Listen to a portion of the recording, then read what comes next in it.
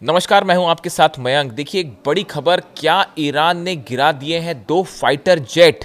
ये एक ऐसी खबर है जिसका ना कोई कंफर्मेशन है और ना जिसके बारे में कोई देश कुछ बोलने को तैयार है। ना ईरान ने कुछ कहा, ना अमेरिका ने कुछ कहा, ना इजराइल ने कुछ कहा, सब चुप है। लेकिन इस तरह की चर्चा छिड़ी हुई है, कई मीडिया में आप इस तरह की बात देख सकते हैं और हर कोई इस पे बड़े दबे छुपे अंदाज में जो है इसमें बात हो रही है।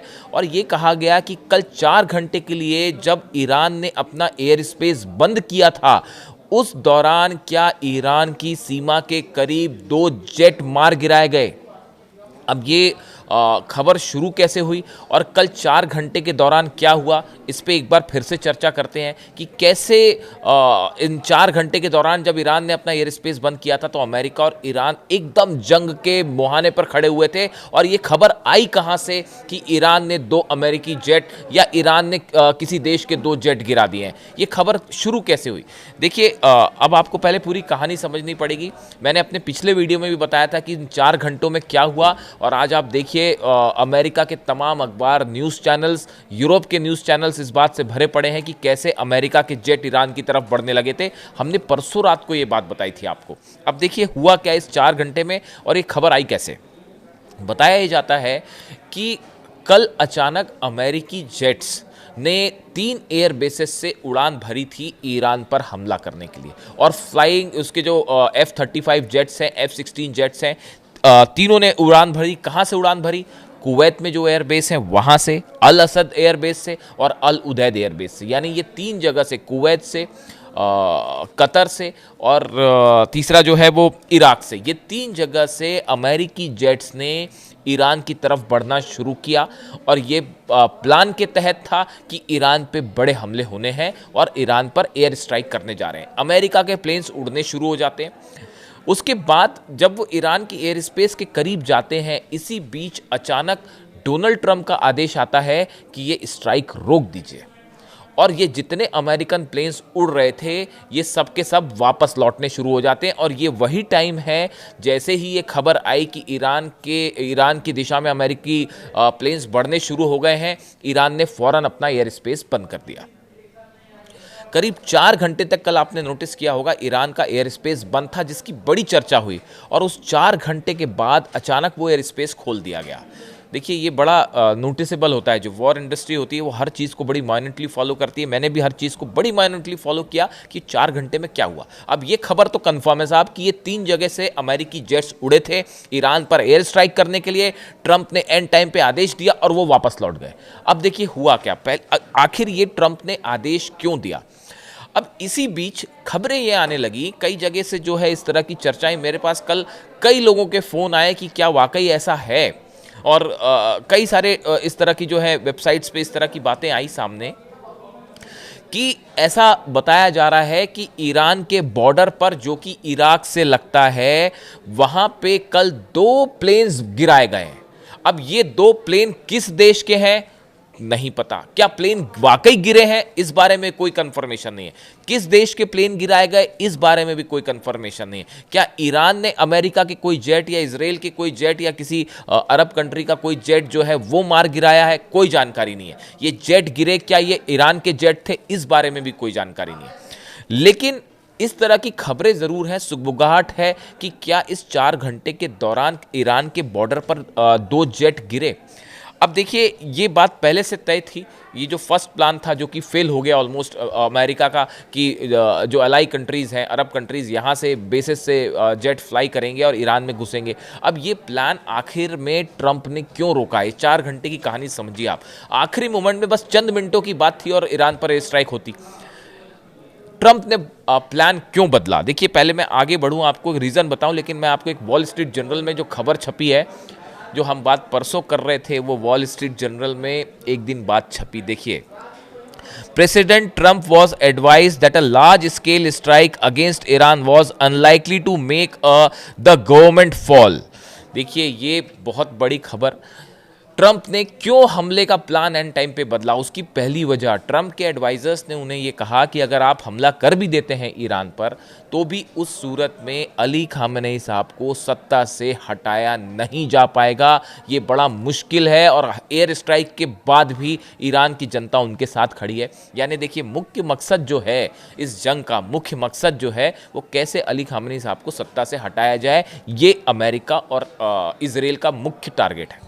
अब ट्रंप ने आदेश दे दिए कि स्ट्राइक कर दीजिए और प्लेन बढ़ने लग गए, लेकिन इस बीच बताया जाता है कि ये बात उनको समझाई गई, ये बात कही गई, ऐसा सोर्सेज से खबरें हैं, कई अखबारों में छपी हैं कि ये कहा गया ट्रंप को कि भाई देखिए आप अगर हमले कर भी देते हैं तो भी अली खामेनेई साहब को, अगर आप ये सोचते हैं कि हमले करके उनकी सत्ता पलट जाएगी तो ऐसा नहीं होगा, लोगों का कोई विद्रोह बढ़ जाएगा, ऐसा नहीं होगा, बल्कि ईरान में जो प्रदर्शन हो रहे हैं वो कम होने शुरू हो गए, तो सत्ता परिवर्तित नहीं होगी, आपका एयर स्ट्राइक का मकसद फेल हो जाएगा। बात नंबर एक, क्यों ट्रंप ने अपना प्लान बदला। दूसरा, जो अखबार में छपी हुई खबर मैं बता रहा हूं, and could spark a wider conflict, US official said, मतलब उन्होंने ये मैं आपको कुछ वॉल स्ट्रीट जर्नल का जो आर्टिकल छपा है उसी की कुछ लाइन बता रहा हूं, उसमें ये कहा गया, उसमें ये दूसरी जो बड़ी बात ये कही गई कि अगर आप हमला कर देते हैं उसके बाद एक बहुत बड़ा युद्ध छिड़ सकता है जिसमें रशिया की भी एंट्री हो जाएगी, चाइना की भी एंट्री हो जाएगी और उसके बाद इस जंग को रोकना मुश्किल हो जाएगा। यानी एक आप लिमिटेड स्ट्राइक अगर करना चाहेंगे, इससे युद्ध की, महायुद्ध की चिंगारी छिड़ सकती है, तो हमको अभी हमला नहीं करना चाहिए, ऐसी एडवाइस ट्रंप को दी गई। इसके अलावा जो बात कही गई, तीसरी जो बड़ी वजह थी, ये कहा जा रहा था कि अगर ईरान की तरफ से ये स्टैंड बिल्कुल पोस्चर रेडी था कि अगर एक भी हमला होता है ईरान पर, उसका पहला नतीजा ये होगा कि इजराइल पर जो है वो 750 मिसाइल्स एट ए गो फायर कर दी जाएंगी, कि बिल्कुल तुरंत आपने स्ट्राइक करी और आपको तो जवाब देंगे, ये 700 मिसाइल चली तेल अवीव की तरफ। और इसके लिए नेतन्याहू तैयार नहीं थे, इसके लिए इजराइल तैयार नहीं है, इजराइल का डिफेंस सिस्टम तैयार नहीं है, ये सब जान रहे हैं हम, इसमें कोई छुपी हुई बात नहीं है। बताया जाता है कि नेतन्याहू, देखिए कई अखबारों में खबर है मिडिल ईस्ट की, आप सोर्सेस पढ़िए, कि नेतन्याहू ने खुद डोनाल्ड ट्रंप को मना किया कि अभी हमला मत करिए, इसको कुछ देर टाल दीजिए। अगर नेतन्याहू खुद ये बात कह रहे हैं तो आप समझिए कि कितना खौफ है ईरान की मिसाइल्स का। तीसरी बड़ी बात, चौथी बड़ी बात जो कही गई वो ये कही गई कि अमेरिका अभी पूरी तरह से वॉर के लिए तैयार ही नहीं है। मिडिल ईस्ट में जो सेना है इस समय, 6 वॉरशिप्स हैं, कल मैंने आपको पिछले वीडियो में बताया 6 वॉरशिप है, लेकिन कोई भी एयरक्राफ्ट कैरियर नहीं था।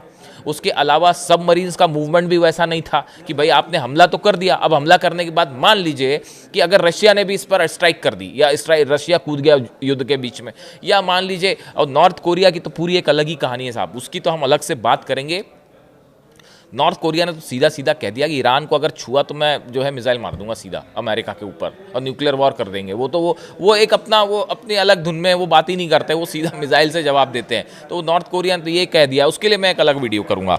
अब अभी देखिए ये तीसरी जो चौथी बड़ी बात थी वो ये बड़ी बात कि डोनाल्ड ट्रंप को ये समझाया गया, ट्रंप एडमिनिस्ट्रेशन को, जो उनके सेना के एडवाइजर्स हैं उन्होंने, कि हमको पहले यहाँ पे मिलिट्री, अगर आप हमला करना चाहते हैं पहले मिलिट्री फोर्स बढ़ाइए यहाँ पे, उसके बाद फिर आप अपना प्रेजेंस बढ़ाइए हथियारों का, उसके बाद हमला करना। उसके बाद तुरंत से जो है वो एयरक्राफ्ट कैरियर मूव होने शुरू हो गए। अब्राहम लिंकन और रूजवेल्ट भी आ रहा है, दोनों जो है कंफर्म है। देखिए कल सब कह रहे थे एक मूवमेंट हुआ है एयरक्राफ्ट कैरियर का, हमने बताया आपको 3 के हुए हैं, 2 का कंफर्मेशन आ गया है। एकदम सही सटीक खबर दी थी हमने कि एक नहीं 2 एयरक्राफ्ट कैरियर का मूवमेंट हुआ है। रूजवेल्ट भी आ रहा है, अब्राहम लिंकन भी आ रहा है, एक रेड सी में आ रहा है और दूसरा शायद ओमान की खाड़ी में आएगा। अब देखिए हो ये रहा है कि एयरक्राफ्ट कैरियर इसी फैसले के बाद कि अभी सेना कम है, हमला करेंगे तो कहीं लेने के देने ना पड़ जाए, तो वो उसने तैनात कर रखी 500 खैबर मिसाइलें, तो वो एयरक्राफ्ट कैरियर बुलाने का फैसला हुआ। चौथी वजह कि ट्रंप ने आखिरी समय में फैसला क्यों डाला। 5वीं बड़ी वजह, यूएई, दुबई, बहरीन, कतर, दोहा, जॉर्डन, इन सब ने जो है, इन सब देशों ने ये कहा डोनाल्ड ट्रंप को, अमेरिका को ये संदेश दिया कि देखिए आप हमले करना करिए, हम अपने जेट्स नहीं देंगे ईरान के खिलाफ। ये ईरान की बहुत बड़ी डिप्लोमेटिक जीत है, बहुत बड़ी डिप्लोमेटिक जीत है ये। पहला मौका अभी तक हमने, देखिए आपने जब भी देखा होगा कि जब भी हमले हुए ईरान पे तो जो अरब कंट्रीज़ के बेसिस हैं ये तो है ही अमेरिका के, कोलैबोरेशन है उनका, और वो बेसिस का बड़ी आसानी से वो इस्तेमाल करते हैं, जब चाहते हैं वहाँ हमले करते हैं। लेकिन इस बार अरब कंट्रीज़ ने कहा अपना, उन्होंने एक असहमति जताई कि भाई हम नहीं चाहते आप ईरान पर हमला करें। ये बड़ी जीत है ईरान की। Middle east, the king of middle east ऐसे नहीं कहा जा रहा ईरान को। एक अकेला देश दुनिया भर के देशों से पंगा ले रहा, बड़ी बड़ी महाशक्तियों से लड़ रहा है, तो कोई तो वजह होगी। पांचवी बड़ी वजह, अरब देशों को भी ये बात समझ आने लगी कि भैया कोई फ़ायदा नहीं है इनसे जंग करने का, ये हारते वारते हैं नहीं। ये ईरान हारने वाला देश ही नहीं है, वो लड़ रहा है, वो लड़ता रहेगा। वो क्या होगा, आप एयर स्ट्राइक करेंगे, कुछ कैजुअलिटी होगी, उधर से फिर तैयारी पिछली बार से ज़बरदस्त है, उधर से वो मिसाइल मारेगा। आप ग्राउंड ऑपरेशन कर लोगे तो आरजीसी के 5 लाख सैनिक तैयार खड़े हैं, तो होगी ज़बरदस्त जंग। उसके बाद क्या होगा, अमेरिका, रूस और चीन चुप थोड़ी ना बैठने वाले। तो ये हालात बिगड़ जाएंगे। ये बात समझाई गई डोनाल्ड ट्रंप को कि अरब देश भी इसके लिए राज़ी नहीं है, इजराइल भी अभी पूरी तरह से तैयार नहीं है। तो ये 5-6 बड़ी वजह, और सबसे बड़ी वजह, छठी वजह, ये जो खबरें आई खैबर मिसाइल्स वाली, ये एक्चुअली कंफर्म हो गई खबरें कि बड़ी सारी मिसाइल्स जो हैं वो अमेरिका के इन देशों में जितने बेसेस हैं सब पे तैनात हैं, पिन पॉइंटेड, कि आपने हमला किया और ये मिसाइल चली अल उदैद बेस, ये चली अल असद बेस, और ये जो है चली कुवैत। तो अब ऐसे में ये है समस्या कि भाई इन सब देशों के क्या मिसाइल डिफेंस सिस्टम एक्टिव हैं, कोऑर्डिनेटेड पोर्शन। आप देखिए होता क्या है, जब वॉर होता है और कई देश मिलकर जब एक देश पर अटैक करते हैं तो ये प्लान तैयार, इसके लिए बड़ी बैठकें चली पिछले 5 दिन में। मैं आपको बताऊं, अरब देशों के बीच में और अमेरिका के जो मिलिट्री एक्सपर्ट्स हैं इनके बीच में बड़ी बैठकें हुई कि भाई ईरान की अगर मिसाइल्स आ गई तो उसको कौन रखेगा। जो मिसाइल दुबई की तरफ, जो मिसाइल सऊदी की तरफ जाएगी उसको कौन रोकेगा। जो मिसाइल जो है वो अल उदैद बेस की तरफ जाएगी उसको कैसे जाम करना है। इराक पर मिसाइल गिरेगी उसको कैसे जाम करना है बेस पे। इजराइल की तरफ जाएंगी उसको कैसे जाम करना है। तो बात ये निकल के आई कि भैया ये तो बड़ा मुश्किल हो जाएगा कि अगर मिसाइल्स नहीं रोकी गई तो आप देखिए पिछली बार वो अल उदैद एयरबेस पर गिरी ना आखिर मिसाइल्स, ईरान की अमेरिकन बेसिस पे गिरी मिसाइल, और वो पहले कहा गया कुछ नहीं हुआ कुछ नहीं हुआ, बाद में पता चला पूरा कम्युनिकेशन सेंटर ही उड़ा दिया था उन्होंने। तो ये बड़ा मुश्किल होता है डिफेंस सिस्टम को 3-4 देशों के बीच में कोऑर्डिनेट करना, और वाकई अगर 1000 मिसाइल दाग दी ईरान ने तो क्या होगा। ये बात समझाने के बाद ये सब चीज़ों का आकलन किया गया और उसके बाद ये कहा गया कि ये तय हुआ कि नहीं अभी हमला मत करिए वरना मुश्किल हो सकती है। इसीलिए जेट्स वापस लौटे अमेरिका की। ये है वो 4 घंटे की कहानी जो आपको कहीं कुछ चीज़ें जो लिखी मिली हैं कि ये बात तो कई जगह सामने आ गई हैं कि जैसे ये अमेरिकी अखबारों में ही छप गया है कि भाई क्यों स्ट्राइक रोकी। अमेरिका के अखबारों में the US need more military fire power in Middle East, both to launch a large scale strike and protect American forces. ये भी सब खबरें छपी हुई हैं कि भाई अमेरिका को ये कहा गया डोनाल्ड ट्रंप को कि आपको अपने सैनिकों को बचाना है तो अभी स्ट्राइक मत करिए, पहले और सेना बुलाइए। तो देखिए अब कुल मिला के बात ये है कि अमेरिका फिर से हमला कर सकता है। कई सारे लोगों ने ये बात कही, कई लोग मुझसे पूछ भी रहे हैं, कई लोगों के कमेंट आ गए कि कल डोनाल्ड ट्रंप ने अचानक ये बयान आया। देखिए जब ये फाइटर प्लेन्स वापस आ गए उसके बाद अब ये बात तो तय थी कि ये खबर सब जगह जानी है, तो फिर डोनाल्ड ट्रंप की तरफ से एक बयान आया, अमेरिका की तरफ से एक पोस्टर लिया गया कि भाई ऐसा है कि ईरान ने अपनी फांसी रोक दी है, इसीलिए हम जो है अभी अब देख रहे हैं उसको कि ईरान ने फांसी रोक दी है। इस तरह का बयान आया। शायद इस बात को ध्यान में रखते हुए कि भाई हमने तो प्लेन भेज दिए थे लेकिन फिर हम हमला नहीं कर पाए, वापस आए तो कहीं शर्मिंदगी ना हो, इसलिए क्या इस तरह का बयान दिया गया। कुछ लोगों की ये भी राय है डिफेंस एक्सपर्ट्स की कि ये जो बयान के पीछे की वजह ये थी कि हाँ ईरान ने फांसी रोक दी है, यानी ट्रंप की तरफ से जो एक टेंशन को कम करने की कोशिश थी वो शायद ये शर्मिंदगी से बचने की कोशिश थी। कई डिप्लोमेटिक एक्सपर्ट्स जो हैं इस तरह की बात करते हैं। लेकिन अब देखिए ये तो कहानी, अब इसी बीच ये जो खबर चली कि 2 प्लेन डाउन हो गए हैं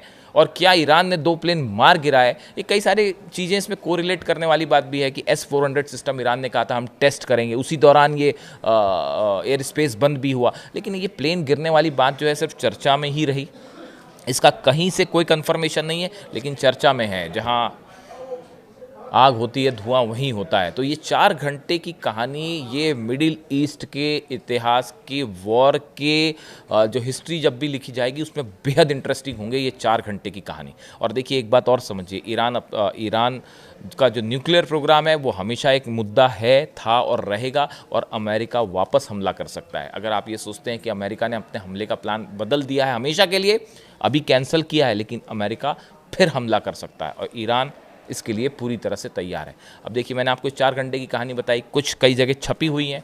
वॉर वाली कहानी, प्लेन गिरने वाली अभी साफ़ नहीं है। इससे जुड़ा अगर कोई भी अपडेट होगा मैं आप तक ज़रूर पहुंचाऊंगा। आपको वीडियो कैसा लगा कमेंट करके बताइए। मैं आपके सारे कमेंट्स पढ़ता हूँ, जितने देशों से कमेंट आ रहे हैं मैं सारे पढ़ता हूँ। सबका जवाब नहीं दे पाता कई बार टाइम की वजह से, लेकिन पढ़ता ज़रूर हूँ। Thank you so much.